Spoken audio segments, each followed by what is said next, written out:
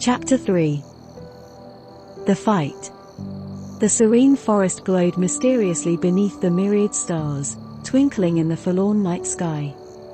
The breeze swayed, dancing among the treetops, peeking over the visages upon the empty lot.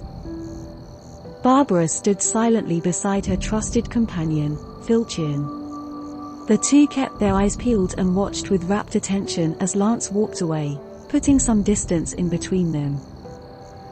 The tension in the air tightened the moment they met Lance's cold gaze.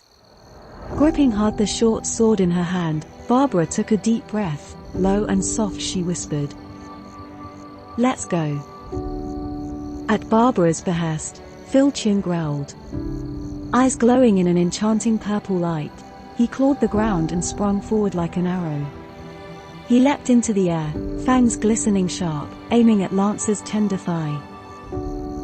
Facing the wolf's approach, Lance shifted his balance to the side, dodging, before fixing his way towards Barbara, who had come to meet him halfway, with her sword drawn up high. She motioned down, bringing about the full weight behind the steel blade in her hand. Answering the girl, Lance tightened his grip and met Barbara's sword, by his own. The two froze still, locked in a stalemate. Barbara exhaled hard, planting her foot firm before sending a sharp kick towards Lance's neck.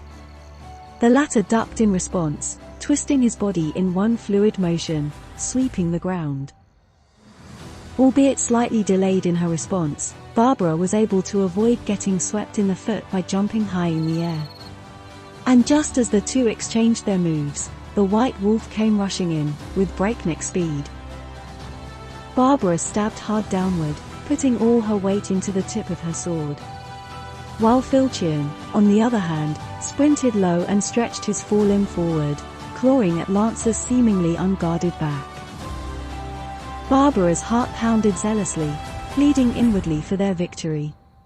Alas, the reality was not as kind.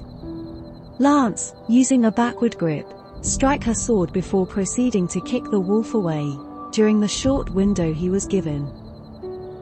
Lance blitzed across the damp grasses, finding Barbara, still with a broken posture. She tried her best to keep him away, slashing, kicking, but Lance was way ahead of her.